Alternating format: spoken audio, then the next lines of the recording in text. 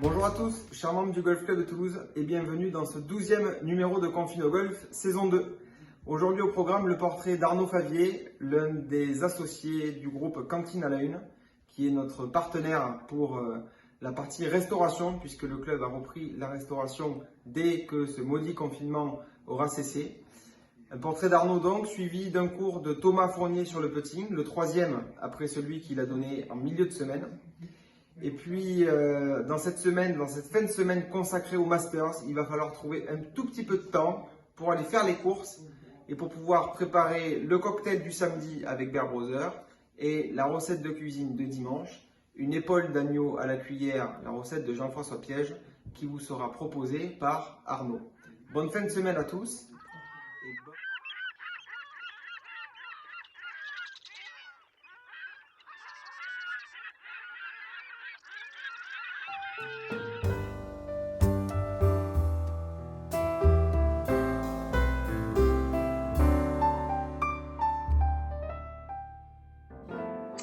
Bonjour Arnaud. Bonjour Fabien. Arnaud, tu es l'un des associés du groupe Cantine à la Une qui accompagne le Golf Club de Toulouse dans la reprise de la restauration à travers un partenariat que l'on met en place. Dans un premier temps, Arnaud, est-ce que tu peux te présenter rapidement et puis nous présenter un petit peu ce qu'est le groupe Cantine à la Une et son histoire? Ok, ben moi je m'appelle Arnaud Favier, j'ai 37 ans, je suis restaurateur depuis maintenant plus de 15 ans. Mon associé Philippe a créé le premier restaurant à la Une qui s'appelait le Café à la Une à Jolimont il y a environ 20 ans maintenant, je ne veux pas dire de bêtises, mais je pense que c'est ça. Puis derrière, il y a eu le bar à la Une et ensuite on s'est associé avec Philippe Canonge. Et on a créé le comptoir à la Une, puis d'autres établissements. Les burgers, à l'époque, à 11 ans, étaient les premiers à faire les burgers un peu maison sur ce créneau-là. Maintenant, il y en a beaucoup.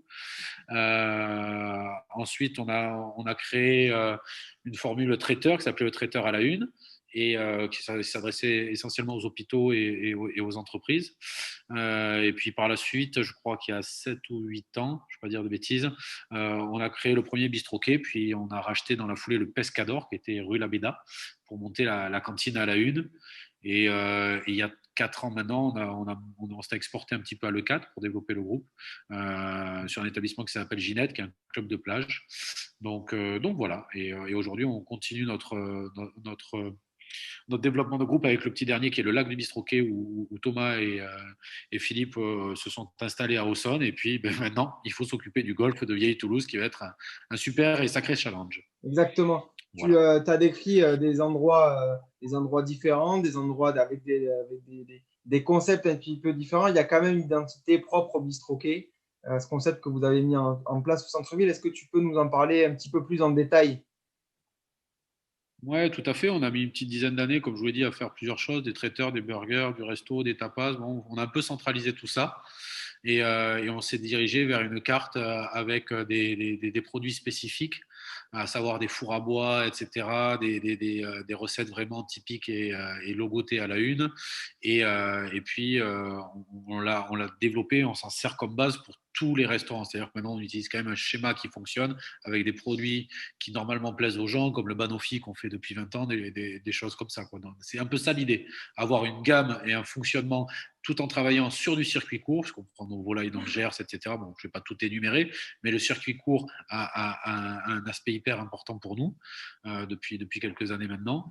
Et puis voilà, quoi. C'est ce qui est un peu la base de la une, la façon de cuire, des cartes hybrides, tapas et viande, tout ça partagé ou simple, et après avec, si vous voulez, un état d'esprit quand même, rester un peu sur des produits français et sur du circuit court. Voilà. Bon, forcément, tout ça, ça nous parle à nous, hein, quand tu nous parles de cuisine locale, de circuits courts, de plats à partager aussi. Dans le monde du golf, c'est vrai qu'on est sous influence catalane avec des golfs catalans qui proposent de super produits tout au long de la journée. Toi, Arnaud, bon, es venu à la restauration un petit peu sur le tard. Tu es venu aussi un petit peu sur le site du Golf Club de Toulouse. Tu as été client du restaurant. Qu'est-ce qui t'a conduit, parce que je crois que tu as été moteur au sein du groupe pour prendre ce partenariat. Qu'est-ce qui t'a conduit, qu'est-ce qui vous a aujourd'hui poussé à vous lancer dans la voiture avec le Golf Club de Toulouse? C'est très simple, hein. Déjà, on venait avec ma femme en tant que client avant que tout ça soit à l'état de projet. Le cadre a été toujours très bien, on a toujours été très bien reçus. C'est un environnement qui est très calme, très apaisant. Et on a aussi très très bien mangé avec un concept qui nous allait aussi très bien avec le feu de bois, etc. Donc tout ça nous a laissé penser que si un jour il y avait une opportunité, c'est le type de projet qui nous stimule énormément. Bon, mais des fois, la chance fait que c'est ce qui est en train de se passer aujourd'hui. On croit beaucoup en ce projet parce que nous, on veut vraiment des lieux atypiques, une clientèle qui est quand même cool, à l'écoute, etc. Et qui est quand même un peu gastronome. Donc, on pense on va réunir tous les critères pour essayer de mettre des choses en place, parce que ça ne va pas être facile quand même. Mais on va tout faire pour y arriver, pour faire un super projet au golf, quoi. Ok. Voilà. Merci Arnaud. Par rapport à ça, c'est vrai que tu as raison, tu as cité tous vos établissements. C'est vrai que la clientèle et les lieux de golf sont des endroits un petit peu atypiques, assez privilégiés dans un cadre souvent exceptionnel comme le nôtre à 10 minutes du centre-ville, où on va une nouvelle fois arriver à mixer nos deux forces, celle de notre cadre atypique, celle de votre identité culinaire, parce que je pense que tous vos établissements, c'est avant tout, c'est des bons moments, mais c'est avant tout du bien manger. Donc, c'est ce qui va nous conduire à faire, je pense, quelque chose de très sympa. Arnaud, on vit un contexte un petit peu particulier. On est en train de faire cette vidéo. On est le 12 novembre. On était censé ouvrir le restaurant aujourd'hui. Malheureusement, le second tact est arrivé. Comment ça se passe pour le groupe? Comment vous vivez ce confinement? Comment est-ce que vous vous organisez dans vos établissements? Comment on s'organise? Je pense que c'est très dur pour tout le monde. Après, c'est dur pour tout à chacun. Donc, on est comme tout le monde. On prend notre mal en patience. C'est très difficile. Il y a des confrères qui mènent des vraies démarches auprès de l'État, etc. Nous, euh, on fait ce qu'on peut pour aider. Maintenant, voilà, on en profite justement pour se remettre en question, pour étudier des nouveaux produits, pour étudier des nouvelles façons de cuisiner, pour faire des développements digitaux. Voilà, il faut se servir de ça pour aller de l'avant aussi. Le restaurateur, il travaille énormément, comme d'autres, hein, mais bon, on a souvent la tête dans le guidon, comme on dit. Et Ouais. il faut quand même se dire les choses. Le fait d'avoir 2 mois d'arrêt, il faut mettre ça à profit pour vraiment mettre des choses en place, hein. Voilà, le golf, mine de rien, c'était ouverture aujourd'hui normalement. On ne démarrera que mieux plus tard, il y a pas de souci, mais ça nous permet aussi de nous imprégner un peu plus du golf. On est venu beaucoup plus souvent, etc. Donc du coup, on fait des cartes beaucoup plus dédiées aux golfeurs. C'est quelque chose qu'on ne maîtrise pas comme environnement à la base. Donc voilà, la réalité, elle est là, la crise sanitaire, elle est là. Il y a des soignants qui en chient tous les jours. Donc, bon, nous, si on doit se remettre en question et prendre du temps pour réfléchir, on va le faire sans se plaindre. Et puis, on va attendre avec grande impatience que ça s'ouvre pour pouvoir se consacrer sur nos établissements et à fond sur le golf, parce que moi, je vais m'occuper uniquement du golf dans un premier temps. Voilà. Tu as bien raison. Vous avez, dans ce que tu dis, là, inscrit, on l'a vu, hein, notamment Bistroquet, une démarche avec des paniers à prix coûtant. Je crois que c'est des paniers qui sont fournis par des producteurs locaux. Voilà, on essaye de s'investir tous à notre mesure. Côté golf, aussi, comme tu le dis, il y a des projets qui évoluent. Est-ce que tu peux nous faire un petit peu saliver avec ce qui a été préparé pour la rentrée, et notamment les animations du week-end? La rentrée qu'on connaît pas. Oh, comme je te l'ai expliqué, on a des affaires à l'E4. Enfin, il y en a une qui s'appelle la Contrebée dont j'ai pas parlé, mais qui est ouverte à l'année, où moi je travaille 2 jours par semaine. Et donc le but, comme j'y travaille le jeudi, vendredi, le but serait le vendredi de revenir avec quelques bourriches d'huîtres de l'étang de l'E4, avec des huîtres de relevage qui sont des huîtres qu'on met sur vérin pour simuler des marées qui sont plus charnues. Bon, bref, ça j'expliquerai sur place quand je le ferai. Mais tous les samedis et les dimanches, moi ou un de mes associés ou moi, pardon, pour l'éducation, viendra faire l'ouverture des huîtres, écailler, etc., des petites machines à jambon. On voudrait vraiment faire vivre l'extérieur, même si, bon, là, il faisait grand beau, on avait prévu de le faire maintenant, mais en décembre, on le fera quand même, parce que je pense que la terrasse au golf face au putting green est magnifique. Donc, du coup, on va faire ce type d'activité éphémère. Ouais, voilà. C'est un endroit qui se prête à ouvrir des huîtres, je le sens. Ça sera de façon éphémère le week-end pendant 8 mois de l'année. Okay. Voilà, parce que j'y crois vraiment. Bon, de quoi nous faire saliver avant d'aller jouer ou au retour de partie. Je pense que les membres vont largement apprécier ce type d'animation. Il y a également des travaux qui ont été menés en cuisine. On en parlera peut-être dans un second temps. On aura l'occasion de te redonner la parole pour expliquer un petit peu plus en détail le projet au fil que le confinement durera. On espère le moins longtemps possible. Dès dimanche, il y a une première recette qui va être proposée pour les membres du club, pour que les membres puissent le faire chez eux. Est-ce que tu peux nous expliquer, pas la recette, mais en tout cas nous dire qu'est-ce que ça sera pour ce petit plat en famille dimanche midi? En fait, c'est une recette qu'on fait pour le dimanche, mais ça va être une recette de notre carte. Donc, on fait d'une pierre deux coups. C'était pour que les gens voient un peu ce qui va se passer. On ne veut pas trop en dire non plus, mais ce qui va se passer dans la carte du golf, enfin, du bistroquet du golf à venir. Donc, un agneau. C'est un agneau cuit enfin une épaule d'agneau pardon cuit pendant 3 heures avec une réduction de jus et c'est servi avec des tagliatelles avec une amberée. Bon, c'est un plat typiquement dominical, mais je pense que c'est assez sympa. C'est une recette de Jean-François Piège qu'on a reprise et qu'on trouve fabuleuse et c'est ce qu'on va proposer aux adhérents en espérant que c'est très facile à faire et normalement c'est efficace, quoi. Bon, super. On en salive déjà, Arnaud. Merci beaucoup pour ces petits mots. Je crois que voilà, il Merci. faut peut-être encore prendre l'occasion de repréciser aux membres le concept. Donc, après À fond. des années de gérance à la restauration, le golf a décidé de se lancer dans l'aventure de reprendre la gestion du restaurant en propre, enfin, au travers d'une autre société qui a été créé, mais qui est piloté par l'association. Et puis voilà, conscient des difficultés de ce métier et de cet univers, le golf a souhaité s'associer à des experts. Et vous êtes des experts de la restauration reconnus sur la place toulousaine.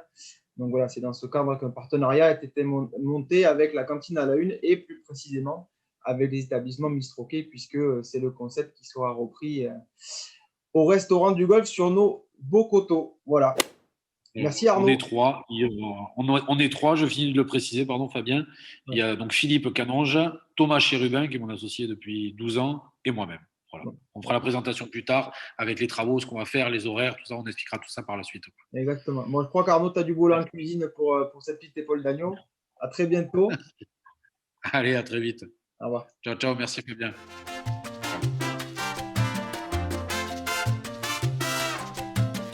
Bonjour à tous.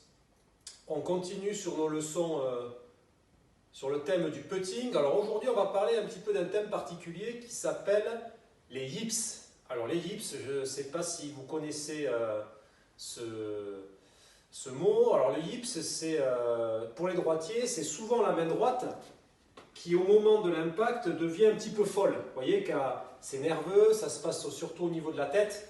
C'est un mauvais réflexe, on va dire, et ça empêche de rentrer les putts. Ça se passe surtout quand on est assez près du trou, 1 mètre, 2 mètres du trou.